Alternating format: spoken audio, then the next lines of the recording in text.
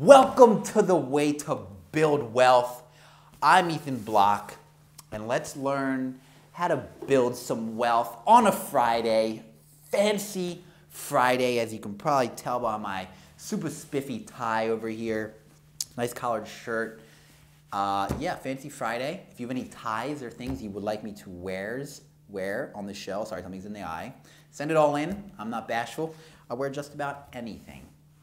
So, today we're doing a book review, and it's only, let's wait to zoom in. I think it only makes sense to cover this book today because this week we've talked about the passive investment approach, leading into the passive investment approach. We talked about index funds and why they're king of the passive investment approach. We've talked about ETFs, why you should just ignore potentially all of them. And we talked about mutual funds, again, why you should potentially ignore all of them.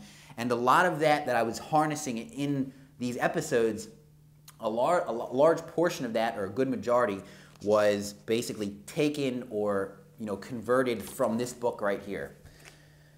The Little Book of Common Sense Investing by John Bogle.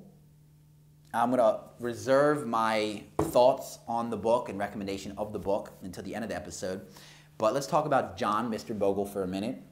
Mr. Bogle is the creator of the world's first index fund. He's a founder of the Vanguard Group, and he spent the majority of his life, I would say, studying mutual funds and then obviously creating an index fund. He wrote his, I don't know if it was his dissertation or one of his final papers at Princeton on mutual funds. So this guy has been neck deep in that business his whole life, and he's all kinds of old now. I'm not sure. There's a picture in here. Maybe we can zoom in. I will save it. We'll reserve it. He's old. But he's knowledgeable. He's got wisdom. He's considered, let me see here, one of the 4 investment giants of the 20th century. I want to know who the other 3 are, who they say. I think that was Fortune magazine. I could probably guess, but I'm going to reserve that. So this book, mainly, its main point of this entire book is explaining to you why index funds are the best investment for all investors. So yeah, I'll just keep it that. For all investors. And he spends a large portion of the book comparing index funds to mutual funds. Walking you through the steps and showing you around every turn how mutual funds are deficient to index funds. How index funds roll in and just mess up mutual funds. Their own mother doesn't recognize them. Seriously though, the whole book is on that. That's one thing I thought, I personally didn't love about the book. But again, that is the whole purpose of the book. I mean, about this much of the book, I would say, is devoted to strictly that, which is great. And he really brings into the mix and really tries to prove this. There are times you can maybe sense a small bias on his part. I mean, he did create the world's first index fund, right? You can't blame the guy. He founded a company that makes the majority of its money selling index funds. Again, you can't blame him. Although right now, he wouldn't really profit off of people still going in index funds. He's all kinds of retired. I don't know how much stake he still has in the company. That aside of the bias, I mean, most of all the points he makes are valid, are true, are backed up by other people.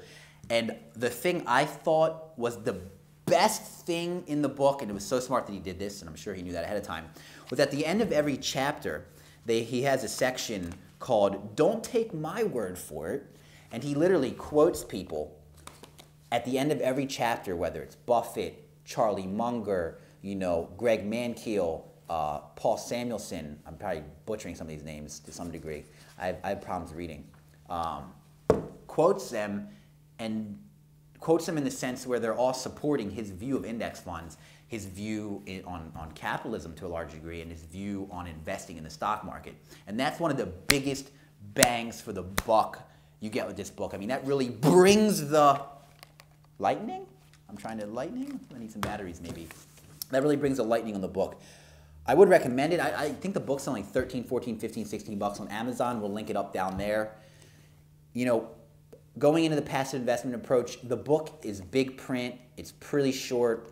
When I read it in like a day, I think, yeah, more or less. It's probably worth reading. As I've said so many times, knowledge is the key. Have I actually said that at all? If I haven't, now I'm going to be saying it a lot. Knowledge in itself is the key. towards building wealth, this book will not hurt that at all. And if anything, it'll only show you that the path, when you're a passive investor, is index funds. And more than that, it may, influence you or persuade you that the only path you should ever even consider is passive investing, which I've said, the majority of people watching this, do your wealth and your health a favor and pursue the passive investment approach through index funds. We're going to be talking practical advice, or can't say advice, could get me in trouble, practical ideas next week on pursuing the passive investment approach. You now know index funds are key. The next question is, what index funds? Am I right? That's what's up. Have a great weekend. Be safe. Love your family. I love you too, and bye.